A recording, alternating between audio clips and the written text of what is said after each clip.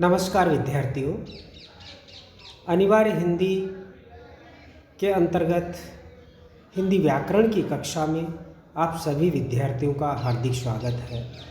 जैसा कि आपको ज्ञात है कि इससे पहले हम व्याकरण के अंदर कई बिंदुओं पर चर्चा कर चुके हैं। इस बार हमारी जो चर्चा है उसका विषय है अनेकार्थी शब्द, यानी हिंदी के ऐसे शब्दों पर आज विचार किया जाएगा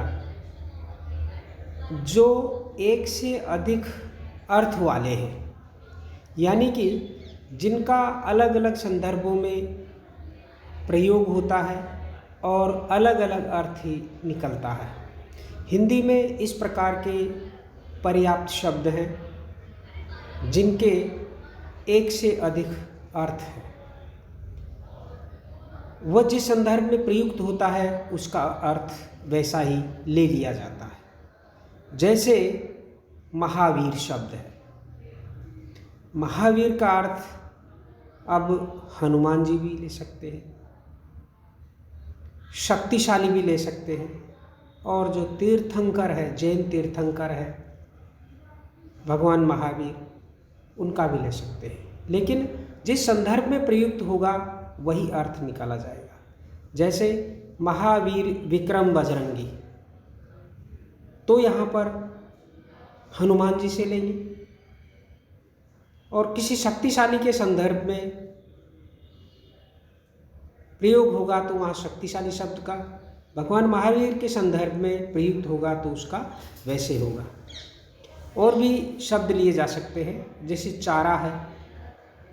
चारा का अर्थ घास भी है, पशुओं के चरने का, और चारा शब्द का अर्थ सामान्य या मामूली आदमी भी है।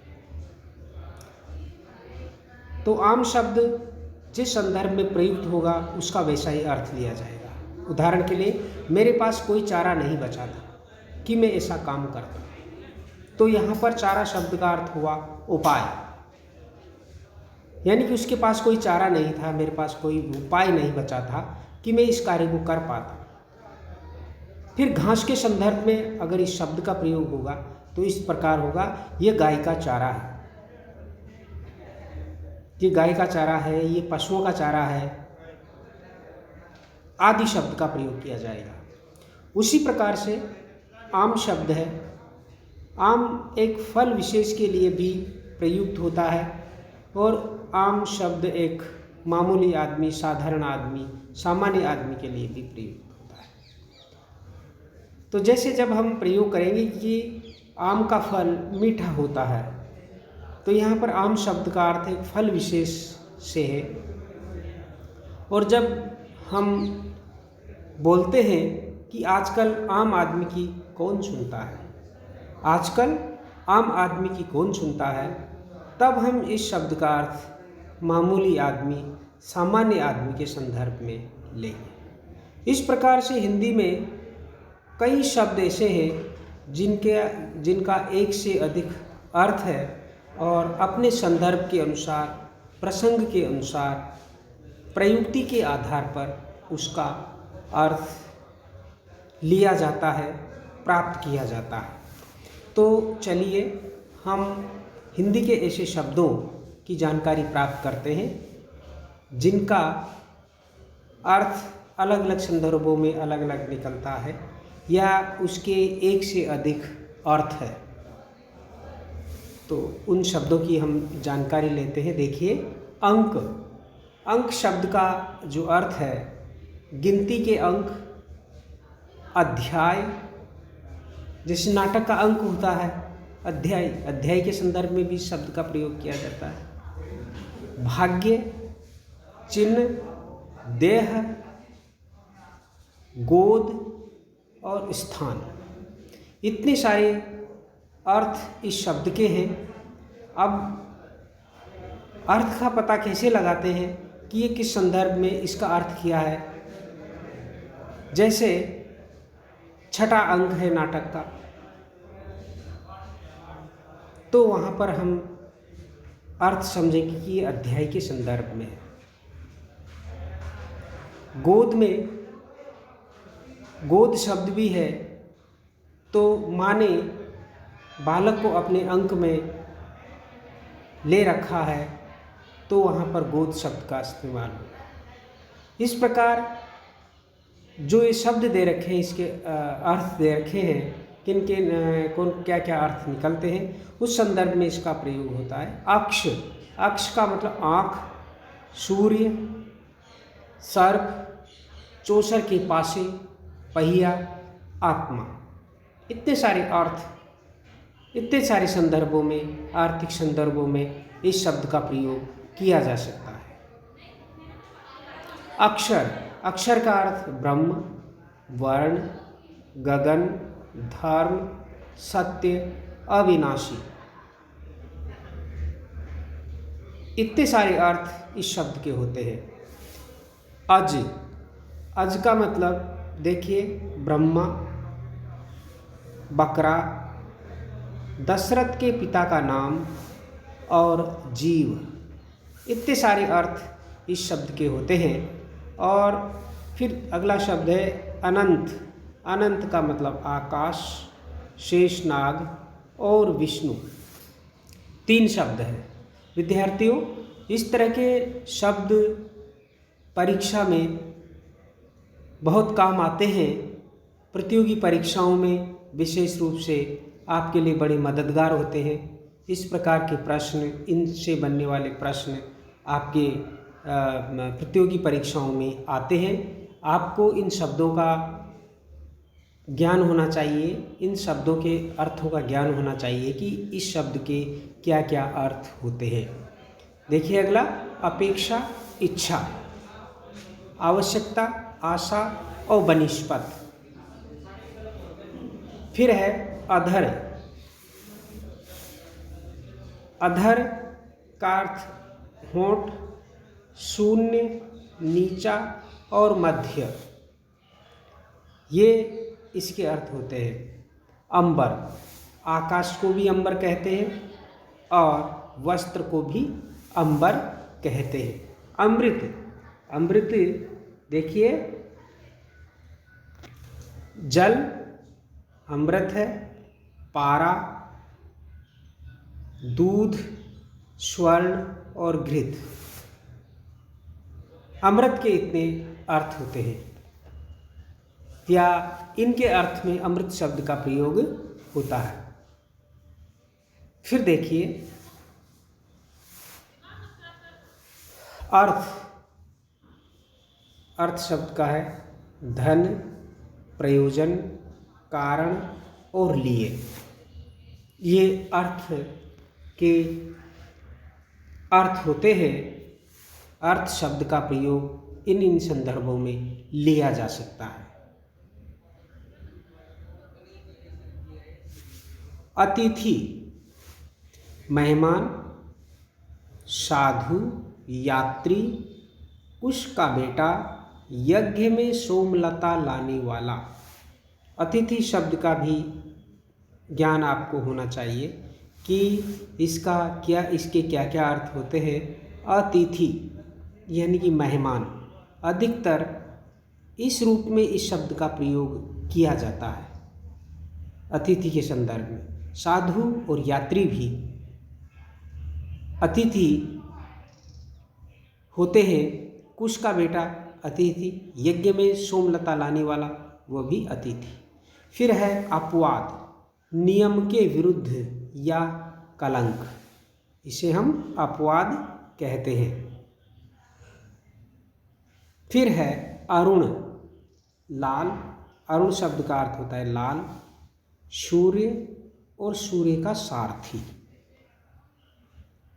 लाल, सूर्य और सूर्य का सारथी, सूर्य के सारथी को भी हम अरुण कहते हैं। आपत्ति, आपत्ति का एक तो विपत्ति और ऐतराज। और आम, आम का फल सर्वसाधारण और मामूली। फिर है आम, बुद्धि, जीवात्मा, ब्रह्मा, देह, पुत्र और वायु।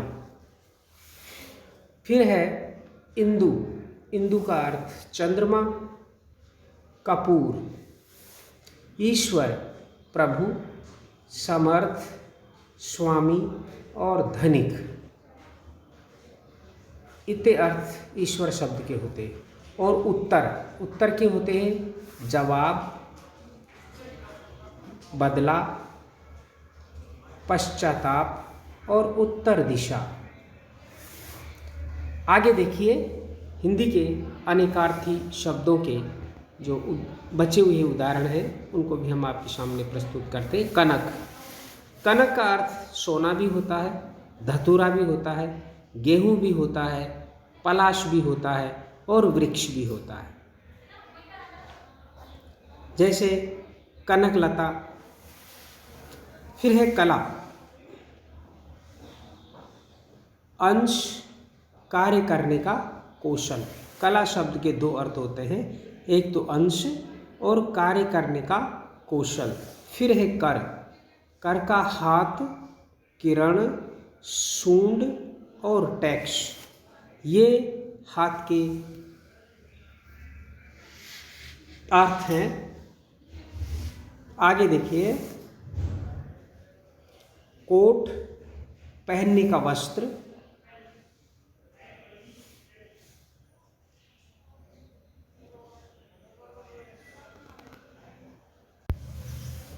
कोट, पहनने का वस्त्र, गढ़, परकोट, रंग चढ़ाने की प्रक्रिया, कर्ण, कर्ण देखिए कुंती का पुत्र कर्ण, कान, कान को भी कर्ण कहते हैं, और पतवा, समकोण, त्रिभुज में सबसे बड़ी भुजा, कल। फिर कल शब्द के क्या क्या अर्थ होते हैं? बीता हुआ दिन, सुंदर, चैन या शांति, पुर्जा, मधुर ध्वनि। फिर है कला, अंश, गुण, चंद्रमा का 16वां भाग, ये भी कला, इसका अर्थ भी कला होता है। और काल यानी समय, काल समय, मुहूर्त, अवसर, शिव और युग। फिर है कुशल, चतुर और खैरियत, कुंभ, घड़ा और हाथी का मस्तक। घड़ा यानी पानी भरने का जो बर्तन होता है मिट्टी का, और हाथी का जो मस्तक है वह भी कुंभ कहलाता है। कूट, शिखर, छल कपट, कागज या और पर्वत, ये इतने अर्थ कूट शब्द के होते हैं। कृष्ण, देखिए वासुदेव, कृष्ण, वासुदेव के पुत्र, काला, कौवा और अंधकार। कृष्ण शब्द के इतने अर्थ होते हैं। पहला अर्थ है जो स्थापित और सबसे प्रसिद्ध अर्थ है, सबसे ज़्यादा प्रयुक्त होने वाला है, वह है वासुदेव पुत्र अर्थात भगवान श्री कृष्ण। कृष्ण काला, कृष्ण कौवा और कृष्ण अंधकार, ये इतने सारे अर्थ कृष्ण शब्द के होते हैं। आगे चलिए।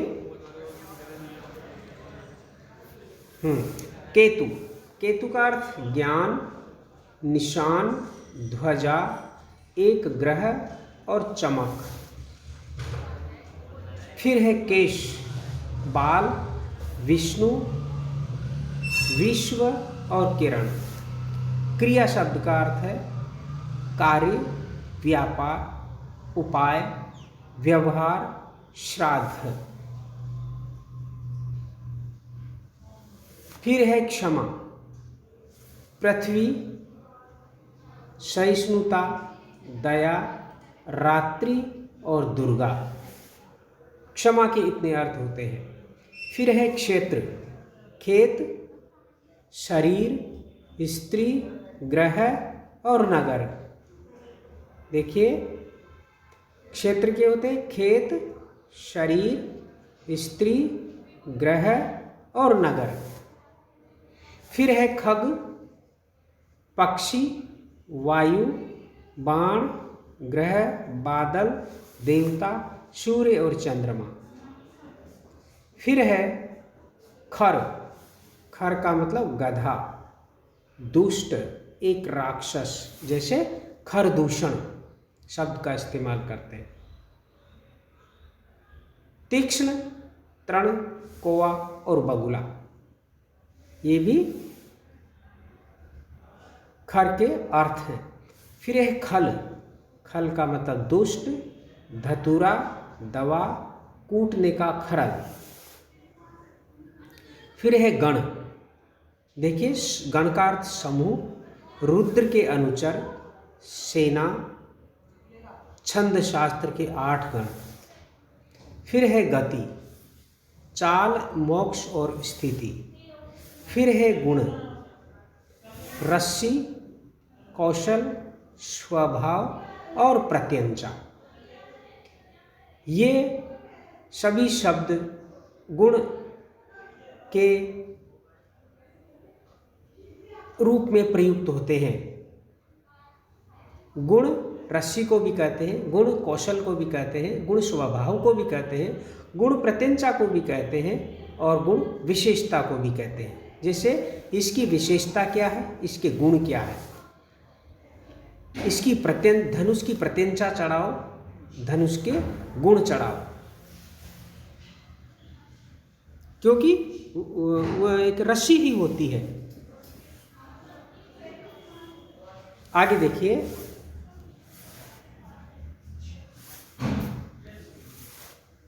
गुरु।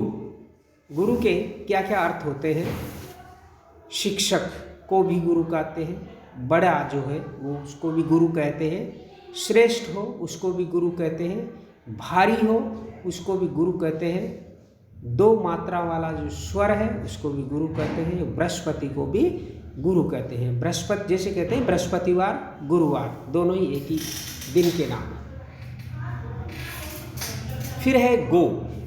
गो का है गाय, आँख, इंद्रिय, बाण, बाल, स्वर्ग, भूमि, सूर्य, माता, बैल और सरस्वती। गो शब्द के इतने अर्थ है।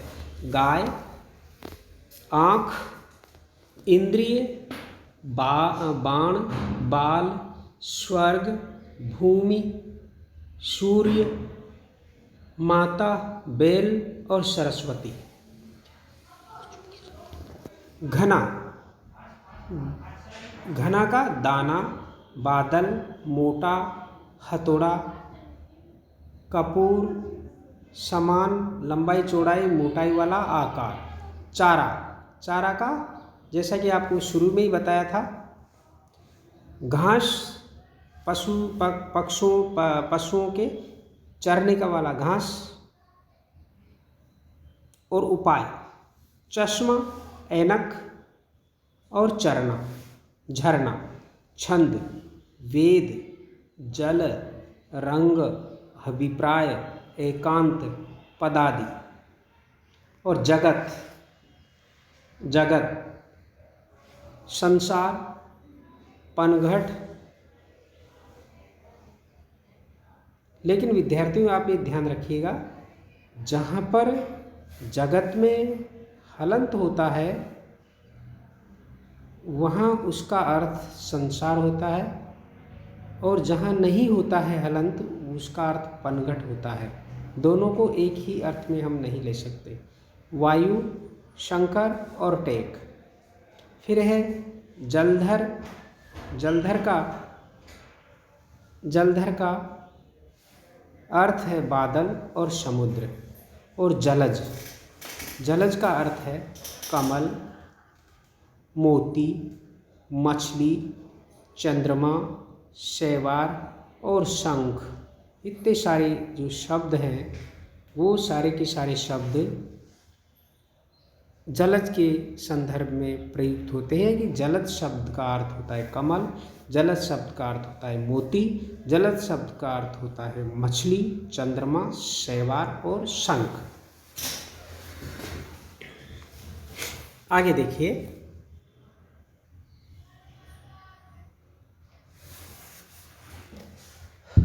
आगे की जो चर्चा है हम अगले वीडियो में करेंगे। तो यहाँ पर इन शब्दों को ये जान लेना, समझ लेना ज़रूरी है कि ये ऐसे शब्द हैं जो एक से अधिक अर्थ रखते हैं या कि एक से अधिक संदर्भ में प्रयुक्त होते हैं, एक से अधिक संदर्भों में प्रयुक्त होते हैं। कारण यह कि उसके जो अर्थ है वो एक से अधिक है। जैसे गुरु है, अगर कोई भारी चीज़ है, जैसे हथौड़े के लिए कहा जाता है गुरु हथौड़ा, और गुरु का अर्थ शिक्षक, गुरु का मतलब श्रेष्ठ, भारी मात्रा वाला, दो मात्रा वाला जो शब्द है वह भी गुरु कहलाता है। एक लघु और गुरु होता है। तो जो एक मात्रा वाला शब्द है वह लघु कहलाता है, और जो दो मात्रा वाला शब्द है, स्वर है, व्यंजन है, वह गुरु कहलाता है, और गुरु बृहस्पति को भी कहा जाता है। उसी प्रकार से गो है, घना है, चारा है, चश्मा है, छंद है, जगत है, जलधर है और जलज है। और भी कई सारे शब्दों का प्रयोग के संदर्भ हमने पूर्व के पृष्ठों में किए हैं। निश्चित रूप से इन शब्दों के कई सारे अर्थ हैं, और बेहतर सबसे ज़रूरी चीज़ यह है कि आपको इन सभी अर्थों को याद रखना है, क्योंकि परीक्षा में इस प्रकार के शब्द आते हैं जिनमें ये पूछा जाता है कि 4 विकल्प आ गया कि इनमें से जो बेमेल शब्द है उसको अलग निकालिए। तो जो उसका समानार्थी नहीं होगा या उससे संबंधित नहीं होगा वो उसका उत्तर हो जाएगा। तो अगले वीडियो में हम इसी संदर्भ में चर्चा करेंगे। धन्यवाद।